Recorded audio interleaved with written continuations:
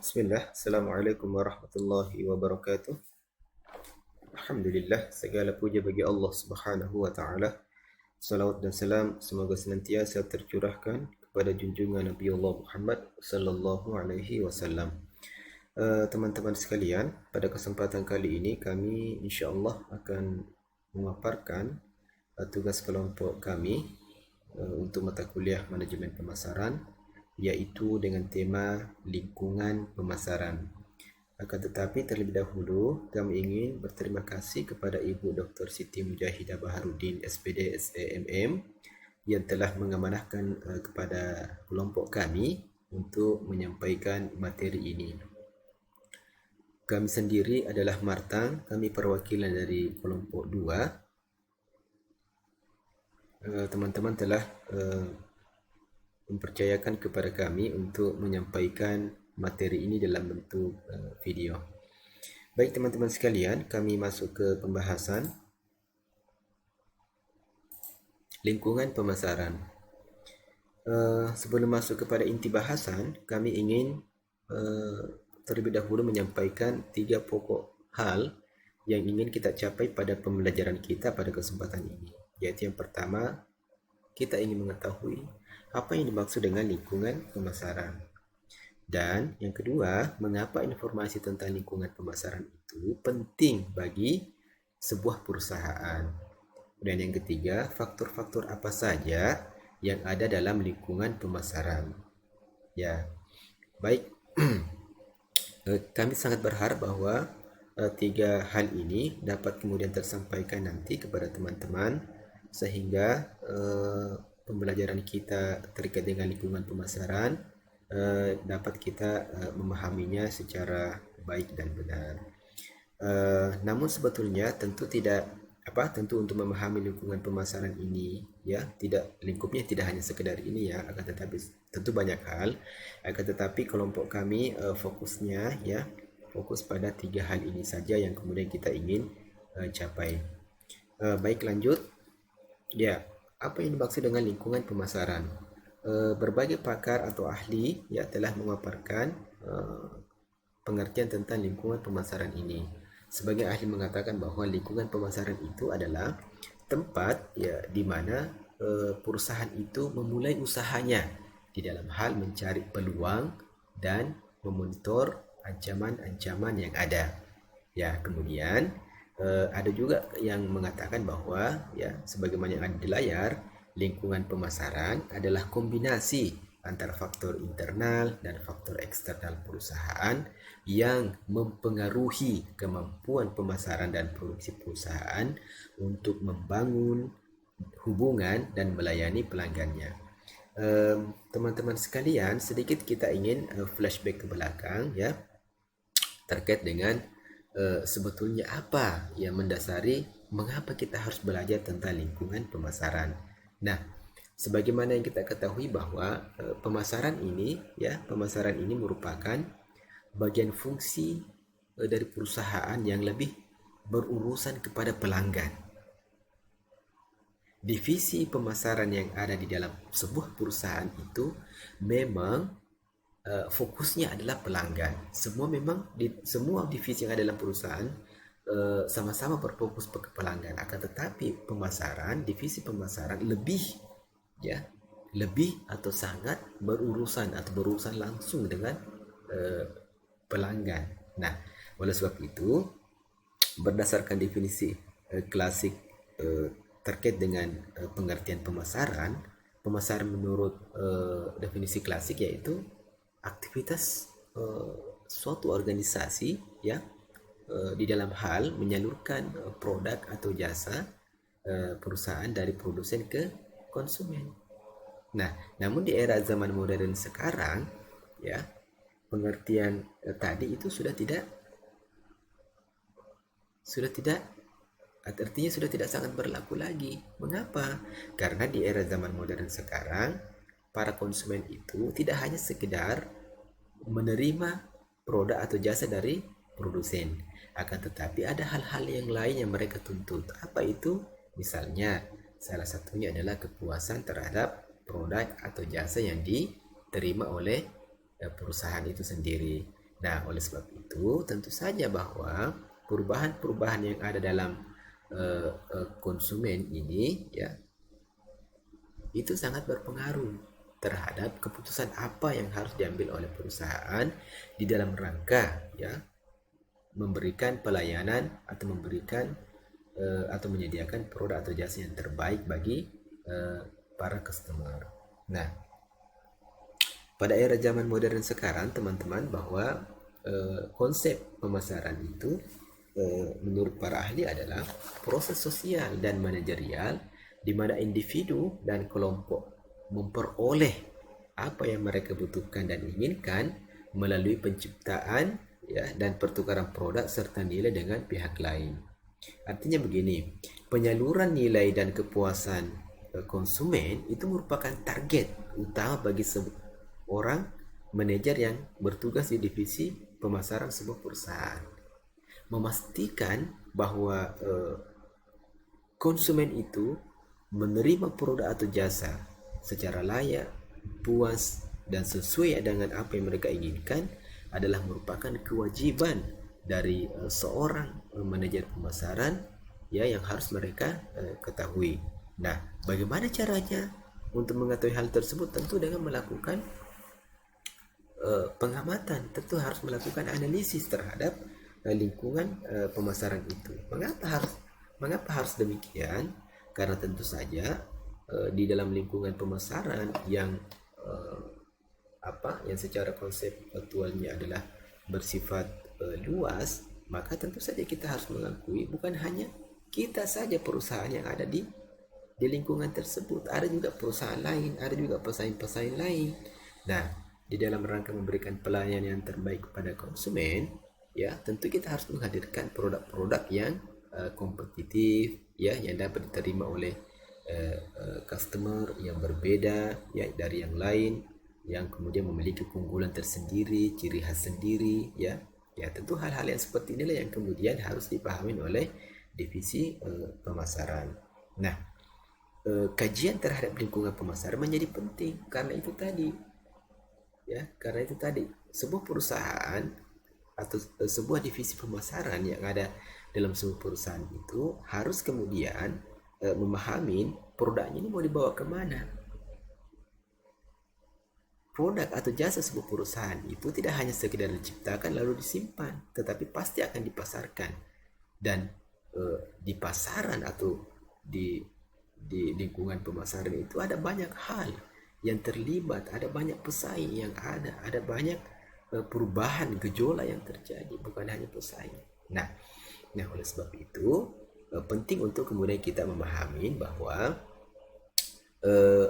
faktor-faktor apa saja ya yang kemudian berpengaruh terhadap lingkungan pemasaran. Nah, slide ini telah memberikan kepada kita pengertian bahwa lingkungan pemasaran itu adalah kombinasi antara faktor internal dan eksternal perusahaan ya yang mempengaruhi ya kemampuan pemasaran dan produksi perusahaan untuk membangun hubungan dan melayani pelanggannya. Baik, kita lanjut.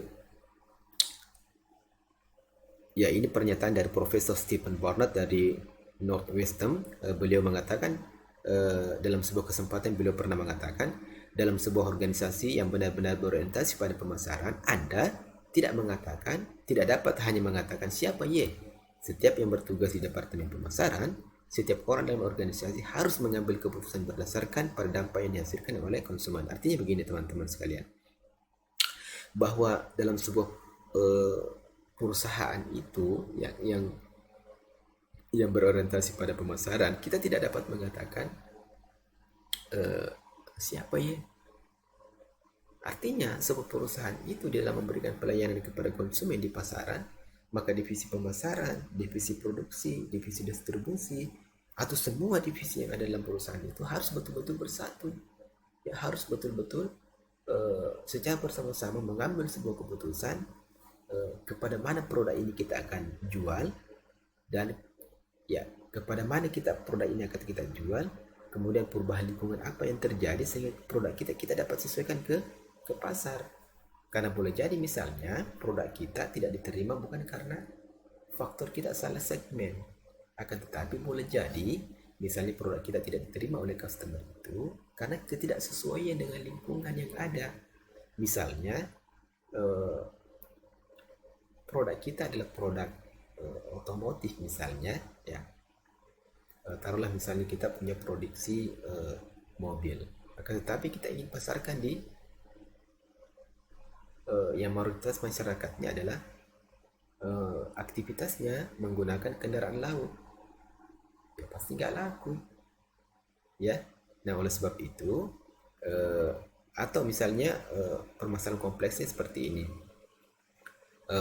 Produsen handphone misalnya, taruhlah misalnya perusahaan kita adalah perusahaan Samsung, pesaing utama kita adalah siapa?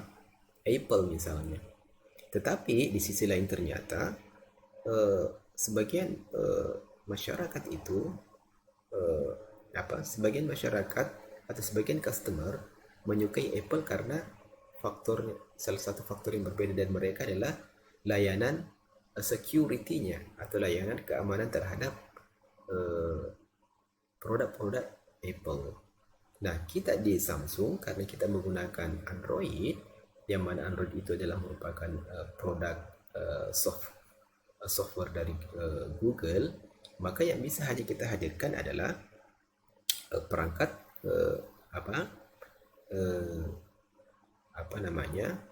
perangkat kita itu keunggulannya tentu kita harus berbeda dengan Apple.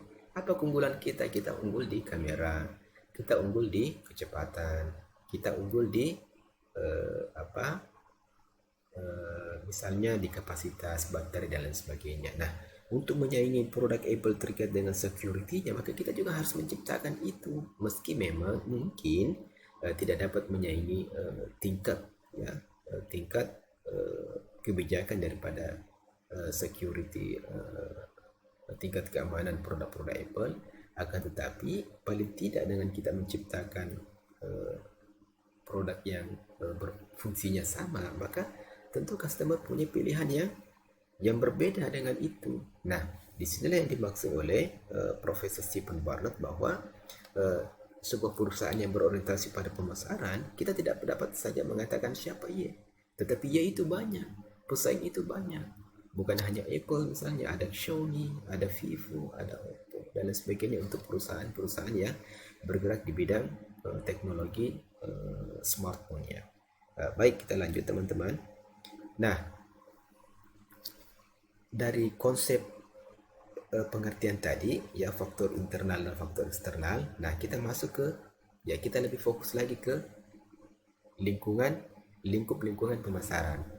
Lingkup lingkungan pemasaran itu ya ada dua. Yang pertama lingkungan internal tentu saja. Yang kedua adalah lingkungan eksternal.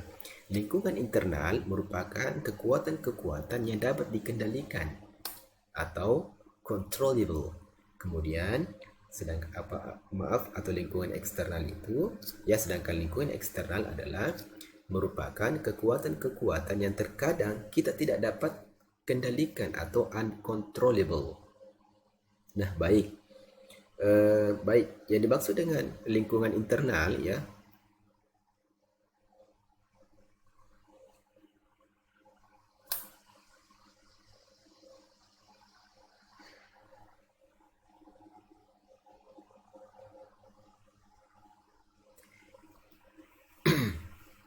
lingkungan pemasaran internal pada sebuah perusahaan, yaitu bahwa di lingkungan pemasaran internal sebuah perusahaan itu mencakup semua kekuatan dan faktor di dalam perusahaan yang mempengaruhi operasi perusahaan. Ya, komponen-komponen ini dipengaruhi oleh 5 hal ya, atau biasa kita kenal dengan istilah 5 Ms of the business ya, sebagaimana dikatakan oleh sebagian pakar, yaitu 5 hal faktor yang mempengaruhi lingkungan pemasaran internal. Apa itu? Yaitu man, money, machine, materials, and markets. Lingkungan pemasaran internal berada di bawah kendali pemasar. Ya, artinya lingkungan internal ini itu berada di bawah kendali perusahaan atau sebuah divisi perusahaan, sebuah divisi pemasaran yang ada dalam sebuah perusahaan, dan dapat berubah ya dengan perubahan dengan perubahan yang ada di lingkungan eksternal. Artinya begini teman-teman sekalian,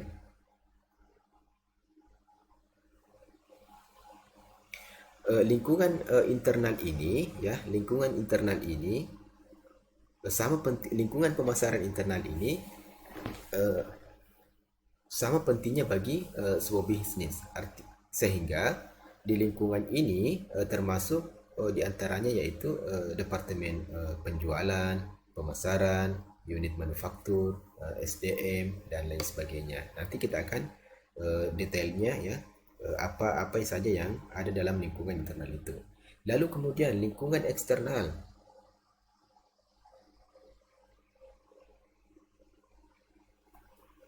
Ya, lingkungan pemasaran eksternal. Apa itu lingkungan pemasaran eksternal? Lingkungan pemasaran eksternal ini adalah merupakan kekuatan-kekuatan yang terkadang tidak dapat dikendalikan oleh perusahaan. Nah, yang seperti apa itu? Yaitu lingkup atau ruang lingkup eksternal perusahaan adalah faktor dan kekuatan yang berada di luar bisnis, di mana divisi pemasaran yang dalam sebuah perusahaan itu memiliki sedikit atau tidak dapat mengontrol sama sekali. Nah, lingkungan eksternal ini terbagi menjadi dua, ada yang mikro dan ada yang makro. Nanti kita akan detail satu persatu. Lanjut. Nah, inilah yang tadi kami sebutkan. Di lingkungan internal perusahaan yang dapat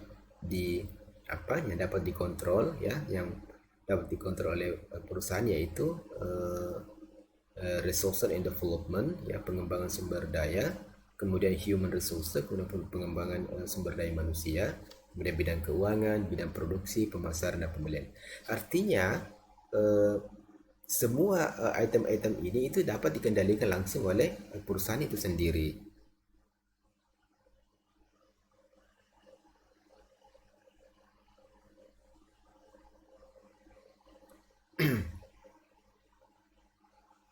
Kemudian untuk lingkungan eksternal perusahaan, untuk ruang lingkup mikronya itu ada pemasok ya, ada perantara pemasaran, kemudian ada middleman atau perantara, ada perusahaan distribusi fisik, ada agen jasa pemasaran atau marketing service agency, ada perantara keuangan, pelanggan, pesaing, masyarakat. Ini yang tercakup pada lingkup mikro perusahaan. Nah, kemudian ada juga lingkup makronya ya. Lingkup makro perusahaan itu ada faktor kependudukan atau demografi, ada faktor ekonomi, faktor fisik atau natural environment, ada faktor teknologi, faktor politik, faktor sosial, budaya. Nah, kita akan menjelaskan satu persatu dulu. Baik, untuk lingkungan internal perusahaan artinya gini. Para manajer atau kelompok atau divisi bagian pelaku lingkungan internal perusahaan harus saling bekerja sama secara berkesinambungan, yang selanjutnya keputusan strategis akan diputuskan oleh manajemen puncak sebelum masing-masing divisi atau bagi-bagian mengimplementasikan segala rencananya. Nah, lingkungan internal perusahaan tadi ini ya, yang kami sebutkan, yaitu resource and development, human resource, bidang keuangan, bidang produksi, bidang pemasaran, ya ini harus secara bersama-sama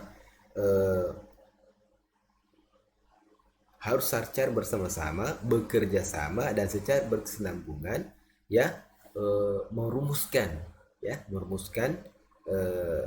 keputusan strategis yang akan diambil oleh manajemen puncak. Nah, inilah tadi yang bisa kemudian disebutkan bahwa dapat dikendalikan langsung oleh sebuah perusahaan. Nah, kemudian ada lingkungan eksternal. Ya, lingkungan eksternal tadi kita bagi menjadi dua. Ada lingkungan mikro eksternal perusahaan dan ada lingkungan makro eksternal perusahaan. Untuk lingkungan mikro eksternal perusahaan itu ada beberapa. Namun sebelumnya kita ingin memahami dulu apa itu lingkungan mikro eksternal perusahaan. Lingkungan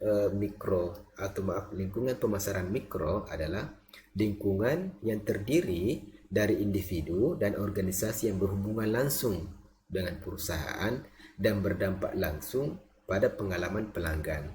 Yang mana itu? Pemasok, para perantara pemasaran, mitra, pelanggan, pesaing, publik, ya. Nah, yang pertama, pemasok. Pemasok adalah perusahaan-perusahaan dan individu yang menyediakan sumber daya yang dibutuhkan di perusahaan dan para pesaing untuk memproduksi barang-barang dan jasa tertentu.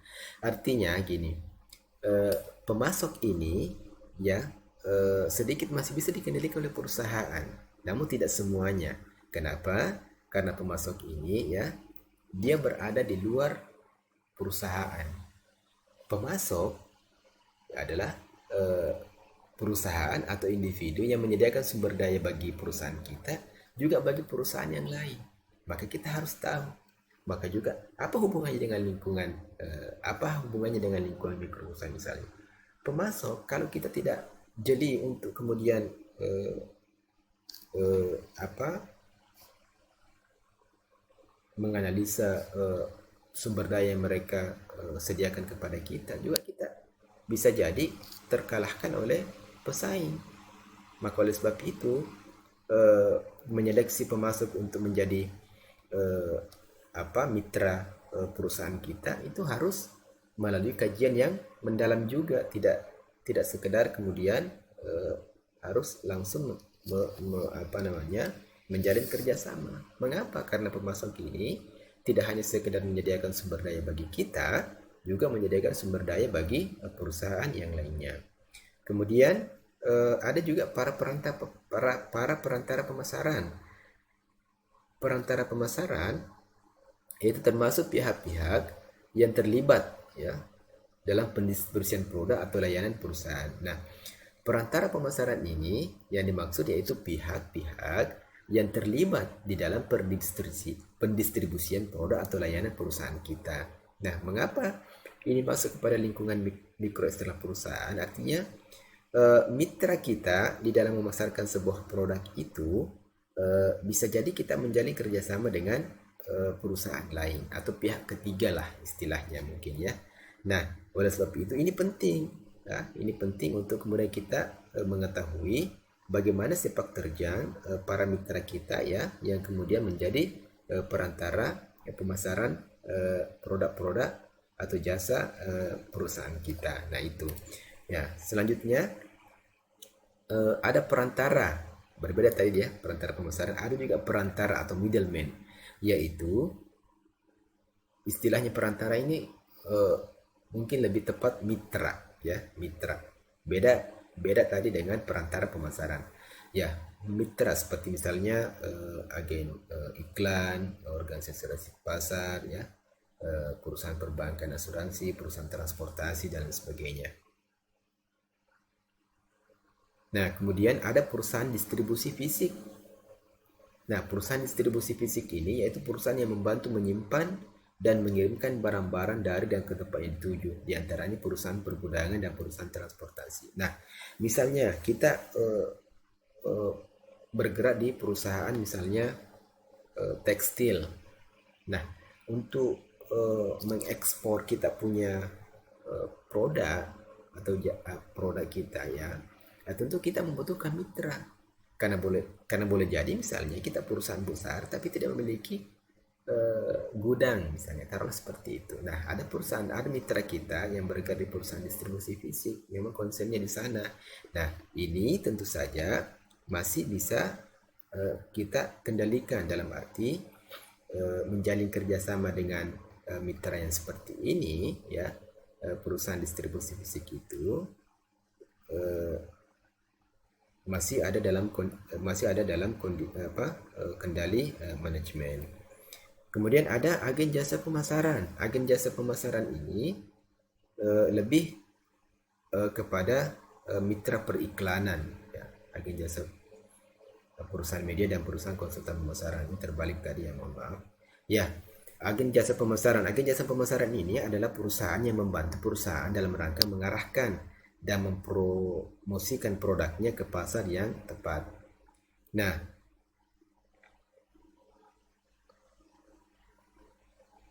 kemudian ada perantara keuangan. Perantara keuangan adalah perusahaan yang membantu dalam segi keuangan atau risiko yang diasuransikan sehubungan dengan pembelian dan penjualan barang.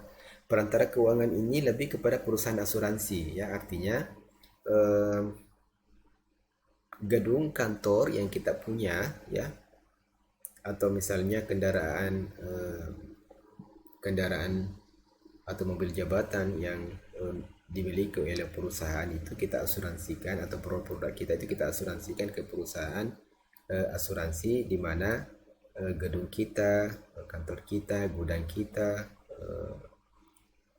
kendaraan kita itu terlindungi dari sisi jaminan keuangannya atau jaminan asetnya. Kemudian ada pelanggan. Apa hubungannya pelanggan dengan lingkungan mikro? Pelanggan atau customer itu adalah mereka individu atau kelompok sasaran pemasaran. Atau kata lainnya adalah mereka yang berhubungan dengan perantara, pemasok atau perusahaan agar dapat menjadikan produk dan jasa yang diinginkan.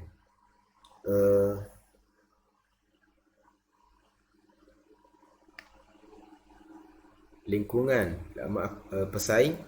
Pesaing itu adalah sekelompok perusahaan yang melakukan penjualan atau pembelian barang dan jasa sejenis kepada para pelanggan atau pasar sasaran. Pelanggan, pesaing, masyarakat umum pada hakikatnya, mengapa kemudian dia masuk kepada lingkup mikro eksternal perusahaan? Karena pelanggan, pesaing, masyarakat umum ini masih dalam arti masih berada, ya, dalam lingkup kecil, ya, yang lebih dekat kepada lingkungan perusahaan itu sendiri. Artinya perubahan yang ada dalam pelanggan, kemudian perubahan strategi pesaing, kemudian masyarakat umum ini itu memiliki pengaruh terhadap perubahan lingkungan mikro, memiliki pengaruh terhadap perubahan yang ada dalam lingkungan pemasaran itu. Perubahan pelanggan, ya, perubahan atau pola perubahan yang ada dalam pelanggan itu bisa saja mempengaruhi lingkungan pemasaran sebuah perusahaan. Artinya karena kita tahu bahwa pelanggan ini terdiri dari kelompok atau sasaran pemasaran. Nah, kalau dia berubah, berarti manajemen perusahaan itu, ya, harus membaca perubahan yang ada. Demikian juga dengan pesaing. Pesaing menerapkan strategi A misalnya dalam hal memasarkan produknya, jadi kita harus tahu kita harus pakai strategi apa agar produk kita tidak kalah di pasaran. Nah, adapun masyarakat umum ini tentu lebih kompleks, ya, dibanding hanya pelanggan tadi. Pelanggan tentu kita ingin mengatakan bahwa mereka adalah yang berhubungan langsung, ya, dengan produk atau sasaran yang ada. Kalau masyarakat umum, dia sekelompok yang punya minat nyata atau masih terpendam atau yang memberikan dampak terhadap kemampuan perusahaan mencapai sasarannya. Masyarakat umum ini sifatnya berbeda, ya, tadi dengan pelanggan. Misalnya begini, pelanggan, kita bergerak di usaha misalnya handphone. Taruhlah kita Samsung, ya. Tadi ada Apple, ada Samsung. Nah, di perusahaan yang lain ada Xiaomi, ada Vivo, misalnya ada Oppo. Nah, pelanggan kita sudah jelas, ya. Pelanggan kita misalnya kita sudah petakan jelas, pelanggan saya ini, mereka inginnya ini. Para pesaing kita itu ada banyak, ada Apple, ada Samsung, ada Xiaomi, ada Vivo, ada Oppo misalnya. Mereka punya keunggulan masing-masing, ya. Mereka punya keunggulan masing-masing. Para pelanggan kita yang tadinya ini sangat berharap bahwa keunggulan produk kita dibanding dengan produk yang lain adalah misalnya kita lebih intens mengeluarkan produk-produk flagship, produk-produk yang kemudian memiliki kualitas yang sangat bagus dari sisi desain, dari sisi dari sisi kapasitas, dari sisi kamera dan lain sebagainya. Nah, pesaing kita Apple kita sudah tahu kelemahannya, tapi ada pesan yang lain. Misalnya taruhlah Xiaomi. Xiaomi menggunakan software yang sama dengan kita, Android, tetapi dia memiliki keunggulan yang lain. Apa itu? Harganya lebih rendah misalnya. Nah, masyarakat umum tadi ini melihat, ya, masyarakat umum tadi ini melihat bahwa produk yang kita jual, merek Samsung ini lebih mahal, ya, dibanding dengan Xiaomi. Padahal mereka punya software yang sama, panel layarnya yang sama, ya, menggunakan AMOLED misalnya. Tetapi Xiaomi, ya, lebih agak murah, ya. Nah, oleh sebab itu masyarakat umum tadi ini adalah sekelompok orang yang nyata, ya, yang nyata mereka sebagai sekelompok pelanggan, tetapi bukan pelanggan setia lah istilahnya mungkin, ya, bukan pelanggan setia. Mereka punya minat kepada barang A, mereka juga punya minat untuk barang C, belum menentukan pilihan. Nah, tentu ini berpengaruh terhadap kebijakan perusahaan, ya, untuk mengkaji sekelompok masyarakat umum tadi ini inginnya apa gitu. Nah, itu mungkin, ya, maksud daripada masyarakat umum tadi. Nah, baik, kita masuk ke lingkungan makro eksternal perusahaan. Di lingkungan makro eksternal perusahaan ini itu banyak hal, ya, banyak faktor di dalamnya. Ada setidaknya, ya, ada 6 faktor, yaitu faktor demografis atau kependudukan, ada faktor ekonomi, ada faktor fisik, ada faktor teknologi, ada faktor politik, ada faktor sosial budaya. Nah, untuk faktor kependudukan atau biasa kita sebut dengan demografi, lingkungan demografi ini terdiri dari orang-orang yang membentuk pasar. Artinya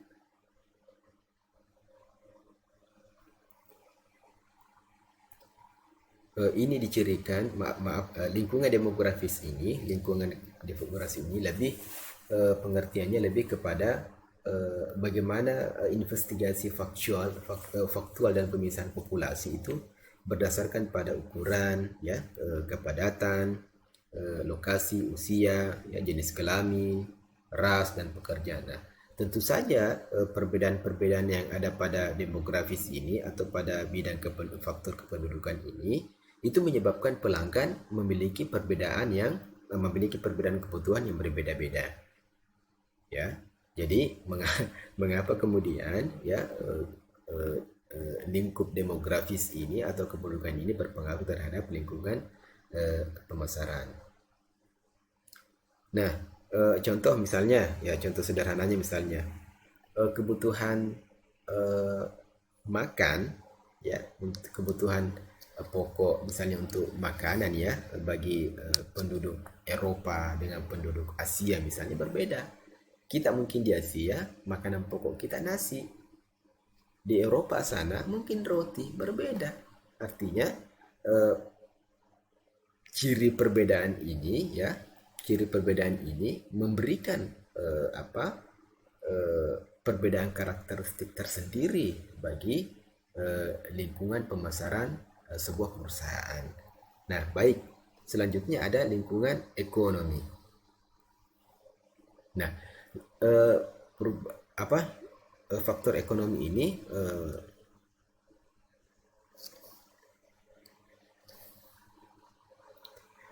perubahan ekonomi ini yaitu merupakan faktor yang mempengaruhi daya beli dan pola pengeluaran pelanggan. Nah, perubahan pendapatan, perubahan pola pengeluaran penduduk, ini semua berkenaan dengan ekonomi.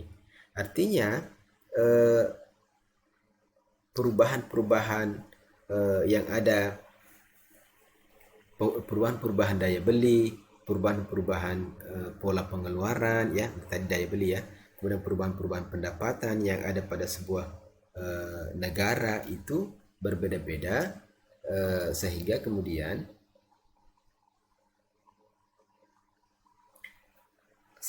mempengaruhi lingkungan pemasaran sendiri. Contoh misalnya di penduduk kita ada kelas, misalnya untuk kelas atas, kelas menengah, kelas bawah. Nah, tentu kelas atas tadi meskipun mahal mereka tetap akan membeli. Kenapa? Karena mereka lebih memprioritaskan kualitas mungkin dibanding dengan harga. Tapi untuk kelas menengah, ya mereka juga akan mempertimbangkan harga, mereka juga akan mempertimbangkan kualitas. Nah, apa tadinya ya, seperti ini keadaannya. Oleh sebab itu, semua perubahan-perubahan atau perbedaan-perbedaan ini tentu saja berpengaruh terhadap lingkungan pemasaran itu sendiri.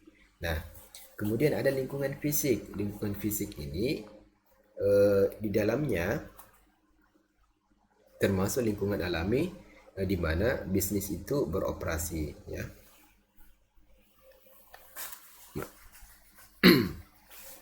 Ya, lingkungan fisik ya lebih kepada ketersediaan bahan baku atau bahan mentah, ya, atau biaya biaya energi. Artinya biaya fisik, ketersediaan bahan baku, bahan mentah, biaya energi, termasuk di dalamnya juga ada kondisi iklim, perubahan lingkungan, akses terhadap air dan bahan baku, bencana alam dan lain sebagainya. Ini berpengaruh terhadap lingkungan pemasaran sebuah perusahaan. Nah, kenapa ini penting untuk kita ketahui bahwa maaf, kenapa ini penting untuk sebuah perusahaan mengetahui ini?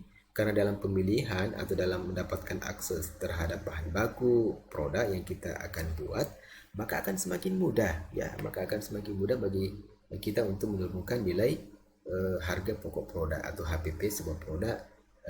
Demikian juga sebaliknya, ya, demikian juga sebaliknya kita bila kita susah untuk mendapatkan bahan baku atau bahan mentah yang ada. Nah, itu mungkin eh, eh, terkait dengan faktor fisik.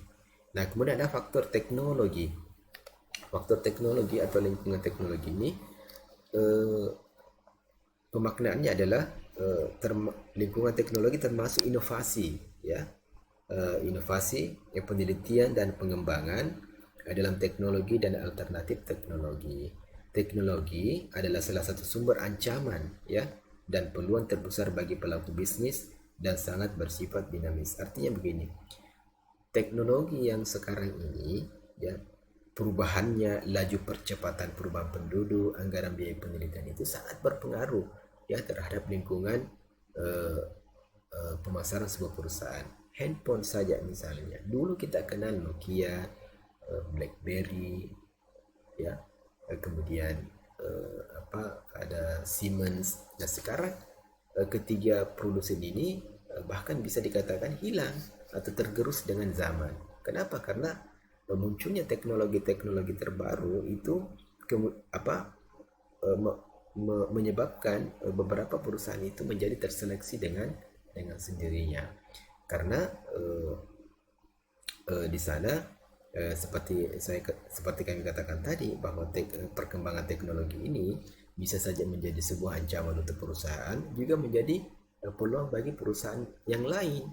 Ya, siapa yang kemudian dapat menciptakan atau menghadirkan teknologi terkini, maka tentu saja perusahaan tersebutlah yang kemudian dapat bertahan pada ketatnya persaingan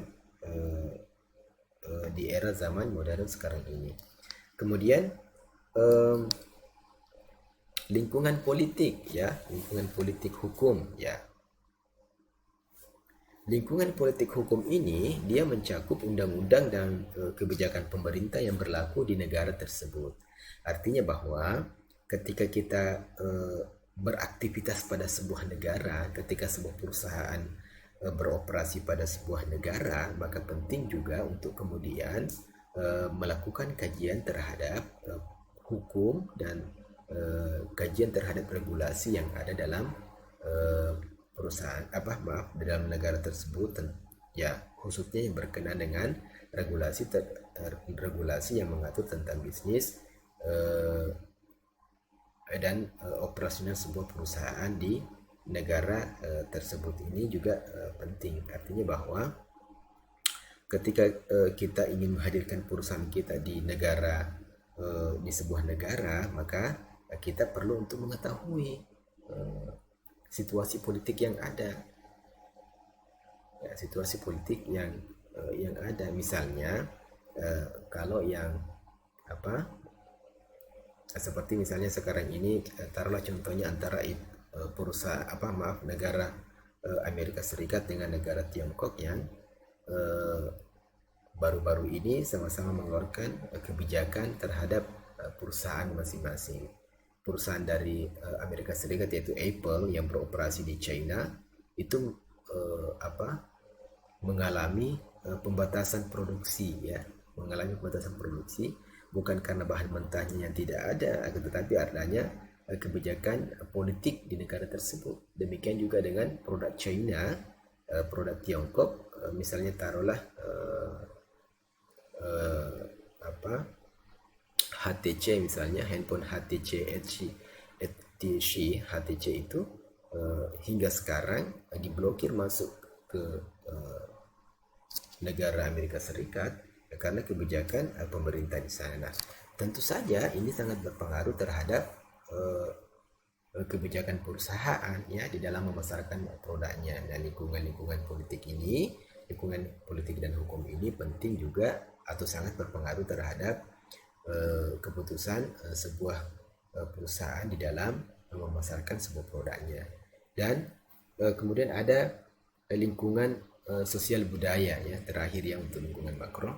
Mengapa ini juga penting untuk kemudian perusahaan harus eh,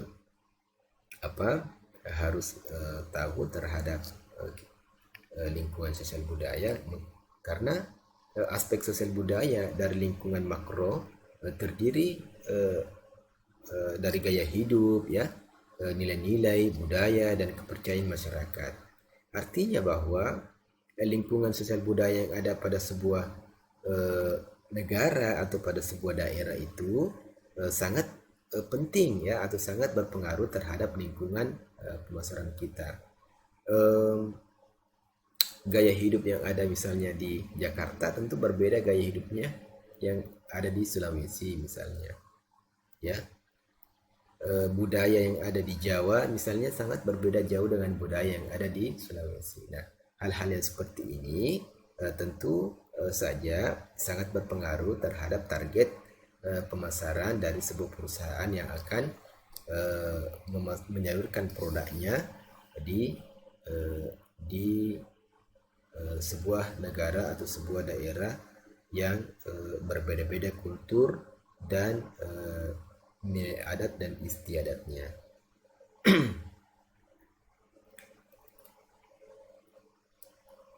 Oh, baik, ya. Sudah selesai terakhir ternyata, maaf.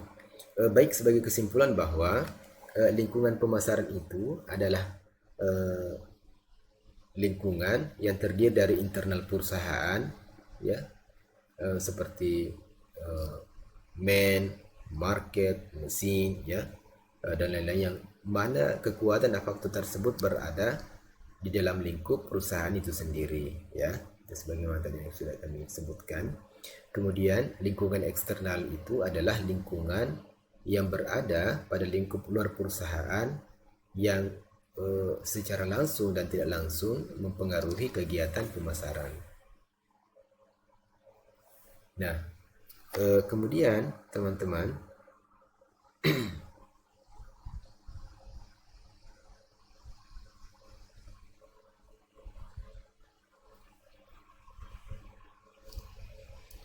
nah, untuk sistem informasi pemasaran itu sendiri, ya, sedikit saja kami jelaskan, ya, sebagai tambahan bahwa sistem informasi pemasaran itu adalah kegiatan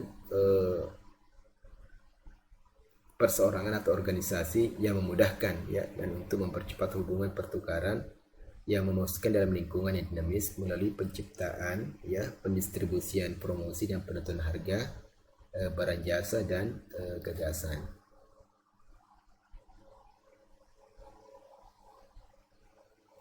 Nah, kebutuhan informasi pemasaran dan sumber informasi pemasaran itu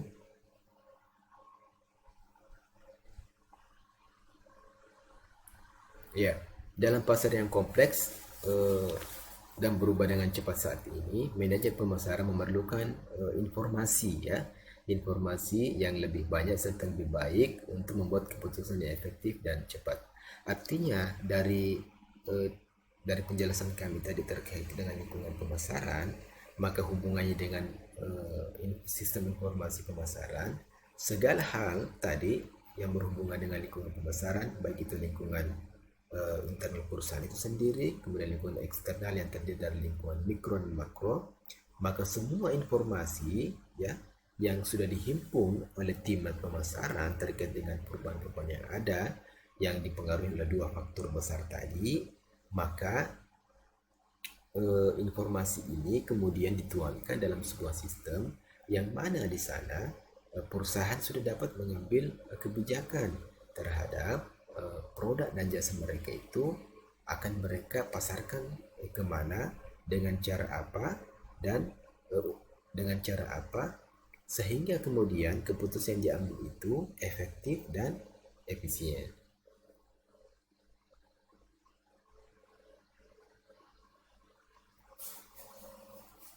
Nah, untuk sistem informasi pemasaran itu sendiri ya tentu mencakup orang, ya, peralatan, ya, prosedur untuk mengumpulkan, menyeleksi, menganalisa, mengevaluasi, dan mendistribusikan informasi yang dibutuhkan secara tepat dan akurat. Nah, baik, demikian barangkali yang bisa kami sampaikan pada kesempatan kali ini. Mohon maaf atas segala kekurangan yang ada. Sebelum kami mengakhiri, kami ingin mengucapkan juga terima kasih ya kepada teman-teman, khususnya di kelompok 2 ya. Semoga ini bermanfaat bagi kita semua. Dan kami akhiri fastabiqul khairat. Assalamualaikum warahmatullahi wabarakatuh.